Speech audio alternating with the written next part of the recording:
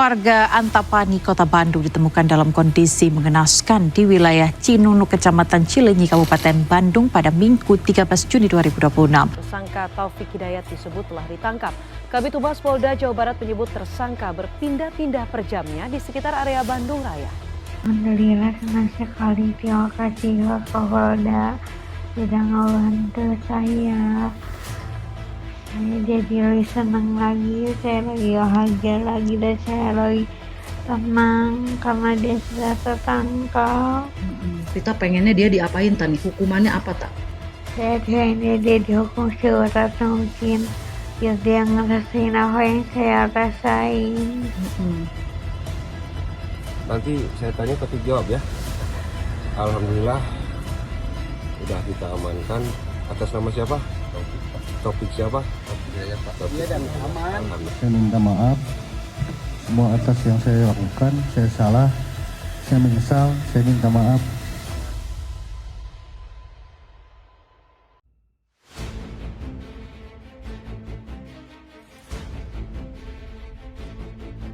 Kasus perempuan disekap selama 3 tahun di Bandung, Jawa Barat masih menjadi perhatian publik. Apalagi wajah korban hancur akibat dianiaya oleh Taufik Hidayat. Terbaru, sebelum ditangkap, Taufik Hidayat sempat ingin bertemu KDM di Gedung Pakuan. Tersangka kasus dugaan penyekapan dan penganiayaan perempuan asal Ranca Ekek, Kabupaten Bandung, Taufik Hidayat disebut sempat mendatangi Gedung Pakuan, Kota Bandung sebelum ditangkap polisi. Gubernur Jawa Barat Didi Mulyadi mengungkapkan, Taufik datang ke Gedung Pakuan sekitar pukul 4 subuh. Saat itu, Taufik disebut menemui petugas di pos jaga dengan mengenakan helm dan masker. Menurut Didi, Taufik menyampaikan keinginannya untuk bertemu dengan dirinya. Taufik juga disebut mengatakan siap dipenjara, tetapi ingin menyampaikan sesuatu terlebih dahulu. Lantas, apa alasan pelakunya ini datang ke Gedung Pakuan untuk temui KDM? Dikutip dari tribunnews.bogor.com, berikut alasan tujuan Taufik Hidayat ingin bertemu Didi Mulyadi sebelum ditangkap. Apakah ia minta keringanan? Dikutip dari tribunnews.com Bogor.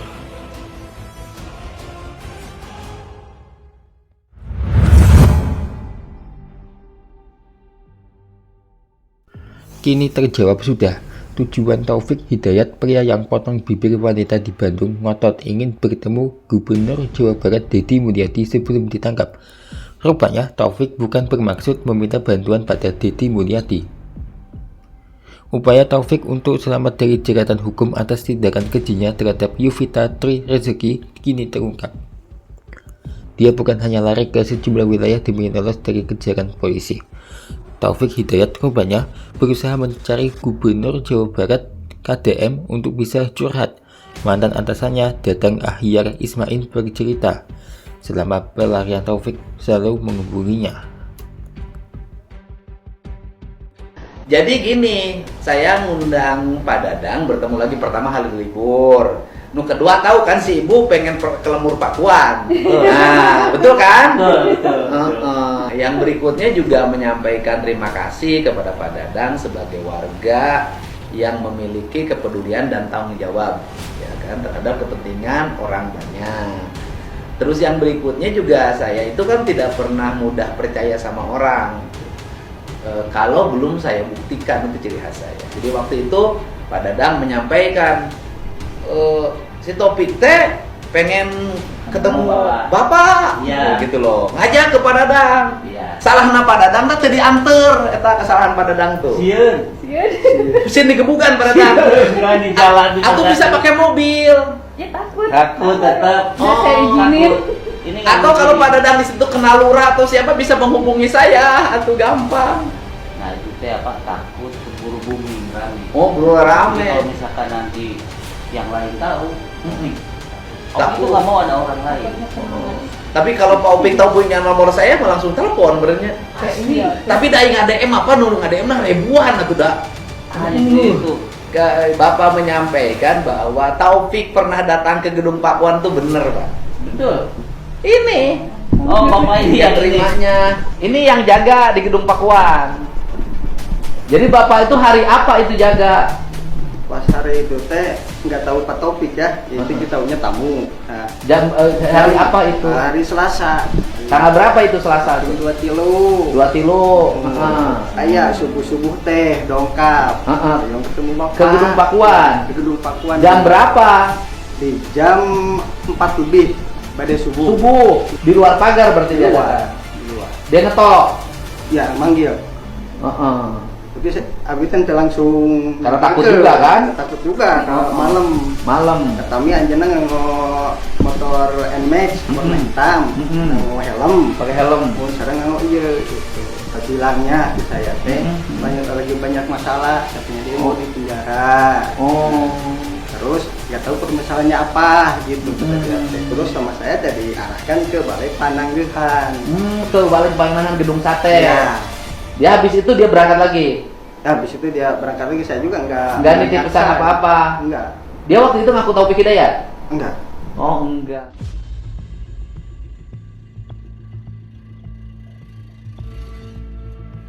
Dada mengatakan ia selalu mengirim pesan lewat direct message Instagram ke Deddy Mulyadi. Upaya Taufik terbukti dari rekaman CCTV saat datang ke Gedung Pakuan. Ia datang menggunakan motor Yamaha NMAX hitam pukul 4 WIB, Selasa 23 Juni.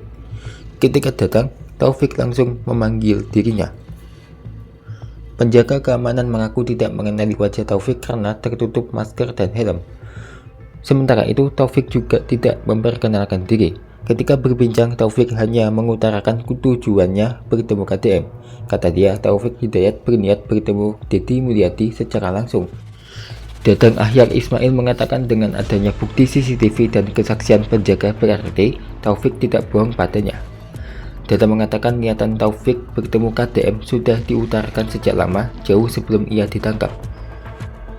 Sampai-sampai Dadang juga disuruh ke Ciaro, Nagrek menjemput Tata ayah Taufik Hidayat untuk dibawa bertemu KDM. Taufik semakin panik ketika Deddy Mulyadi membuat sayembara 250 juta rupiah bagi yang berhasil menangkap Taufik. Dadang mengungkap tujuan Taufik ingin bertemu Deddy Mulyadi. Katanya, Taufik hanya ingin bercerita perihal kasusnya dengan Yuvita. Sampai akhirnya Taufik Hidayat ditangkap di Majalaya, Kabupaten Bandung, Jawa Barat pukul 18.30 Selasa 23 Juni.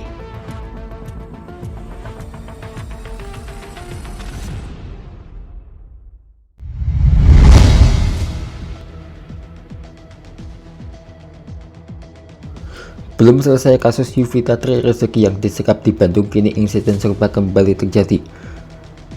Ada kasus penyekapan karyawan toko padel, kasus penyekapan di toko percetakan, hingga kasus yang terjadi di Kendari, remaja perempuan diduga disekap dan diruda paksa oleh mantan pacar. Dan berikut kasusnya.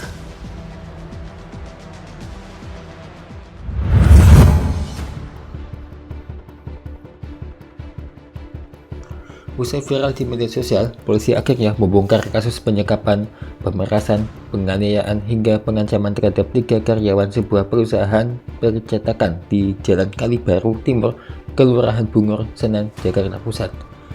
Dalam kasus ini, polisi menetapkan 7 tersangka termasuk pemilik perusahaan percetakan. Saat merilis kasus tersebut di kantornya, Kapolres Metro Jakarta Pusat, Kombes Reynold E.P. Huta Galung, mengungkapkan aksi sadis ini bermula saat pihak perusahaan menuduh ketiga korban mencuri plat cetak besi yang memicu kerugian hingga 230 juta rupiah. Bukannya dilaporkan ke polisi, ketiga karyawan yakni Adit Saputra, Tegar Saputra, dan Rafli Jailani yang dituduh mencuri plat cetak besi justru disekap di dalam gudang. Berdasarkan penuturan korban, kaki mereka dirantai, digembok, dan dipasung. Para korban dipaksa menandatangani surat pernyataan untuk mengganti kerugian perusahaan, di mana masing-masing korban diminta membayar 50 juta rupiah, sehingga total uang yang ditagihkan mencapai 150 juta rupiah. Guna memaksa pihak keluarga segera melunasi uang tebusan tersebut, komplotan ini menyekap para korban, sementara keluarga korban dihubungi untuk diminta segera mentransfer uang pengganti kerugian. Bahkan, meski salah satu keluarga korban sudah mengusahakan dan membayar uang puluhan juta rupiah, kekejaman pemilik perusahaan tidak langsung berhenti. Kapolres membeberkan bahwa pada tanggal 20 Juni lalu, salah satu keluarga korban sebenarnya telah membayarkan uang sebesar 50 juta rupiah kepada pihak Mauprint, namun para tersangka tetap enggan melepaskan para korban. Korban AS masih dipasung di lantai 2, sedangkan TS dan MR tetap dibiarkan dipasung di lantai 3 gedung percetakan tersebut. Dijelaskan Kapolres saat anggotanya mendatangi lokasi ketika korban ditemukan dalam kondisi mengenaskan dengan kaki masih terrantai di dalam gedung. Dari hasil penyelidikan mendalam, polisi menetapkan 7 orang tersangka yang bahu-membahu dalam aksi penyekapan ini.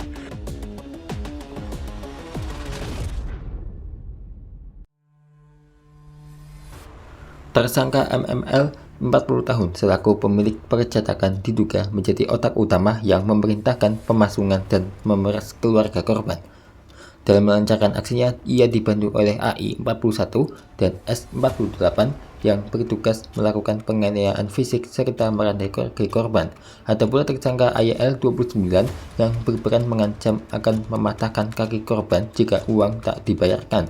Kekejaman ini juga melibatkan tersangka NHJ 52 tahun yang bertugas merakit alat pemasung besi. 5 orang ini laki-laki dan 2 tersangka perempuan. 2 tersangka perempuan yakni CML 37 yang melarang office boy memberikan makanan kepada para korban selama disekap, serta II 36 yang menyita ponsel korban sekaligus menyediakan rekening BCA miliknya untuk menerima uang transferan dari keluarga korban.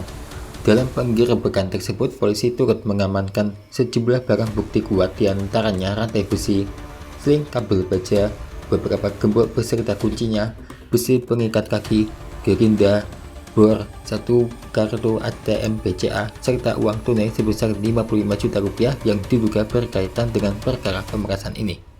Modusnya, para tersangka ini memeras korban dengan cara melakukan penyekapan bahkan penganiayaan sampai melakukan pemasungan.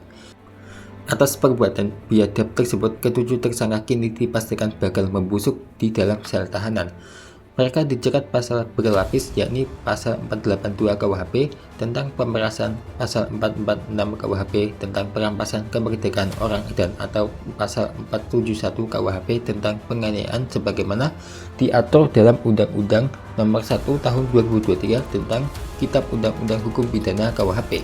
Para tersangka terancam hukuman paling lama 9 tahun penjara dan saat ini telah ditahan di rumah tahanan Polres Metro Jakarta Pusat untuk menjalani penyidikan lebih lanjut.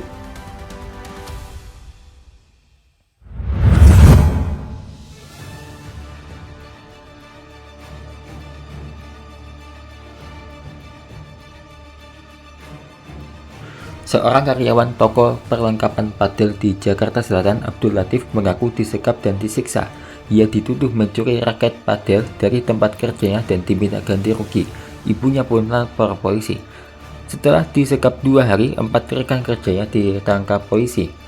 Latif baru bekerja di toko pedal padel di Kebayoran Lama, Jakarta Selatan selama 2 bulan. Ia dituduh rekan kerjanya mencuri sejumlah raket padel dari toko tersebut. Dia pun diminta untuk membayar uang ganti rugi sebesar 50 juta rupiah. Pada Senin 22 Juni, rekan kerjanya datang ke rumah untuk menagih uang ganti rugi itu. Kemudian mereka melihat sepeda motor milik adik Latif yang terparkir di teras rumah. Lantas mereka meminta agar 2 sepeda motor itu serta 2 ponsel bisa dijadikan jaminan sebelum Latif melunasi ganti rugi. Mereka meminta ganti rugi 50 juta, lalu Abdul Latif dibawa ke kantor toko padel. Ibunya, Mahdalena, sempat menawarkan agar bisa mencicil sebanyak 1 juta rupiah per bulan. Namun mereka menolak dan tetap membawa Latif pergi. Nugraha mengatakan, Latif memang mengaku mencuri 10 raket padel dari sana. Namun pengakuan itu keluar dari mulutnya saat disiksa oleh rekan kerjanya. Setibanya di kantor, dia mengaku diikat dengan kabel tias selayaknya tahanan. Kemudian dia dipukul beberapa kali hingga giginya rontok dan kakinya pincang. Latif juga mengaku sempat disiram dengan kopi yang masih hangat tapi tidak mengalami luka bakar. Dia sempat kabur menggunakan bantuan ojek untuk pulang ke rumahnya. Sesampainya di rumah, Latif justru diminta kembali ke kantor. Khawatir kondisi memburuk, Latif pun kembali lagi ke sana. Setelah memenuhi permintaan tersebut, Latif justru kembali dianiaya. Dia dikurung dalam lift dan dipukul. Sendiri di lift, Latif mencuri kesempatan untuk menghubungi ibunya lewat panggilan video. Kepada ibunya, dia bilang tenggat pelunasan diminta hingga 24 Juni 2026 pukul 8 WIB.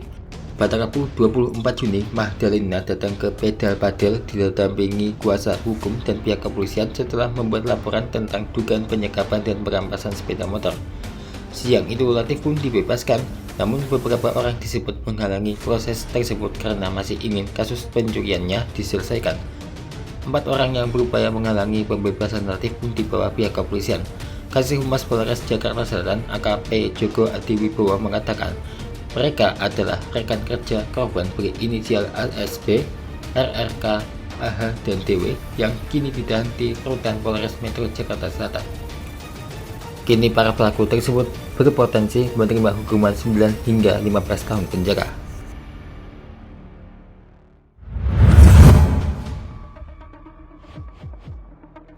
Kasus penyekapan dan dugaan ruda paksa terhadap seorang remaja perempuan berinisial AN 18 tahun terjadi di kota Kendari, Sulawesi Tenggara.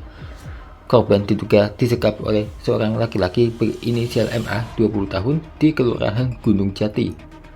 Peristiwa ini terjadi pada Minggu 28 Juni dan berhasil diungkap oleh tim gabungan Polda Sultra serta Polsek Kandai. Saat proses penyelamatkan korban, polisi mendapat perlawanan dari rekan-rekan pelaku. Petugas dilempari batu hingga beberapa kendaraan operasional rusak. Bahkan 4 personel dilaporkan mengalami luka akibat serangan tersebut. Meski situasi menegangkan, korban akhirnya berhasil diselamatkan dan kini berada dalam pengawasan Unit Perlindungan Perempuan dan Anak Polresta Kendari. Kasus ini bermula ketika pelaku MA mendatangi korban di tempat kerjanya di Jalan Saranani, Kecamatan Mandonga pada Minggu 28 Juni. Hal ini dilakukan pelaku karena korban memutuskan hubungan secara sepihak dan tidak merespons ketika dihubungi. MA yang merupakan mantan pacar korban nekat menjemput AN dengan paksa setelah hubungan mereka berakhir. Lalu pelaku nekat mencari keberadaan korban hingga akhirnya mendapat informasi lokasinya. Korban dipaksa naik ke motor, lalu dibawa dengan kecepatan tinggi menuju rumah pelaku di Kelurahan Gunung Jati, Kecamatan Kendari. Setibanya di lokasi, korban diseret masuk ke kamar tidur dan dikunci. Orang tua korban yang mengetahui anaknya disekap segera melapor ke Polsek Kandai. Laporan tersebut menjadi dasar bagi polisi untuk melakukan penyelamatan. Kapolresta Kendari, Kombes Pol Edwin Lewis Yengka, menegaskan bahwa korban mengalami penganiayaan fisik dan seksual, mengalami luka lecet hingga trauma psikis. Kapolresta Kendari menambahkan saat dievakuasi petugas diserang sekelompok orang tak dikenal hingga mobil dan anggota mengalami luka.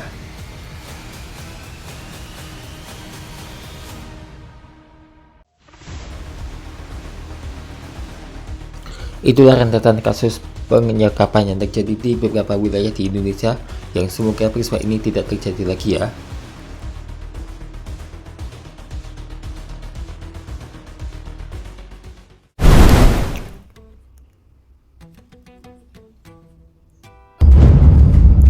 Ini adalah menara pengawas punya aku sih, tinggi banget asli.